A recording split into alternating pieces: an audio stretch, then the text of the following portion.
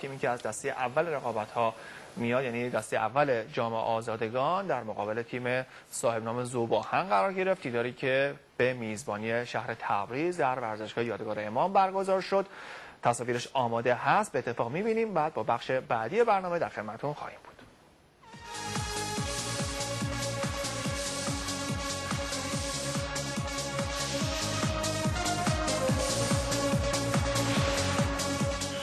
اسماعیل فرهادی به استقبالش رفته بود، حالا اشتباه میکنه. موقعیت برای قاضی، پاس رو میندازه، حالا خلط برای تک به تک، پاس رو میندازه مقابل دروازه. انصاریان احساس معصومیت میکنه. ارسال توپ توسط حسینی، یه ضربه سر و توپی که از بالای دروازه به بیرون میره. ارسال به پشت محوطه جریمه و ضربه سری که توپ به میانه های میدان برمیگردونه. یه حرکت سریع از رسول خطیبی میتونه وارد محوطه بشه. خود خطیبی به دنبال بازیکن هست، در از حرکت میکنه، پاسو میندازه، آفساید نیست، رو به عقب و توی دروازه. گل برای گسترش فولاد. گل اول بازی برای گسترش فولاد به ثمر میرسه. گسترش فولاد 1 ذوب‌آهن 0. تماشاچیانی که در ورزشگاه خوشحال هستن. یه حرکت خوب از رسول خطیبی، پاسی که انداخت و توپی که درون دروازه قرار گرفت. عرض کردم عنوان مدافع با تجربه در خط دفاع جای گرفته. حرکت از بازیکن ذوب‌آهن، ارسال توپ، موقعیت و اعلام آفساید. اعلام آفساید. کرنر برای گسترش فولاد. پاس رو به عقب، یک ضربه راه دور و توپی که به شکلی خطرناک به بیرون میره.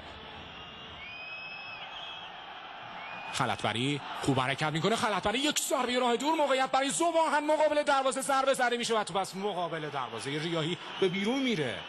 میانه میدان خطیبی توپو کنترل میکنه. خود رسول خطیبی، نظامی پور هم در سمت راست اضافه شد. حالا نظامی پور رو میبیند، گوشه محوطه، یک ضربه راه دور و توپی که بازم به شکل خطرناک به بیرون میره. یا باز به سمت راست به لب خط، حرکت عالی از خلطبری، پشت محوطه جریمه، موقعیت برای ذوب‌آهن، حرکت از مسلمان، ضربه رو هم میزنه که تو برمیگرده. خلطبری بازم خوب حرکت میکنه. خود خلطبری در سمت راست میندازه به پشت محوطه جریمه. مسلمان آماده میشه برای زدن ضربه. مسلمان و توپی که به بیرون میره.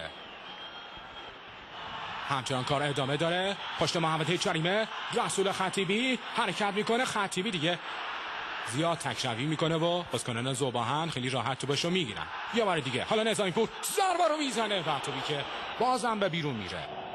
مسلمان، یه حرکت خوب دیگه، موقعیت برای ذوب‌آهن کم کم داره ایجاد میشه. ضربه هم زده میشه و حامد ریاحی در برگشتم انصاریان تن به کرنر میده. حسینی حرکت میکنه، سر توپ میزنه. خود حسینی پشت محوطه جریمه، مسلمان توپو میکاره. قاضی، ضربه زمینی و توپی که از کنار دروازه به بیرون میره. بازم فرصتی مناسب برای ذوب‌آهن. ارسال توپ داخل محوطه جریمه، ضربه سر و گل توی دروازه. خب کمک داور علیرغم داور گل مردود اعلام میکنه و داور هم به نظر کمک داورش احترام میذاره. این بار پرتاب برای ذوب‌آهن است. اشوری، ایگور کاسترو، سینا اشوری، حرکت خوب از بازیکنان ذوب‌آهن. موقعیت برای ارسال توپ هست. خلطبری فرصتی مناسب داره. خلطبری، ارسال توپ، موقعیت برای ذوب‌آهن و توپی که در مقابل دروازه تبدیل به کرنر میشه. منصوری، ارسال توپ، موقعیت برای ذوب‌آهن و ریاحی.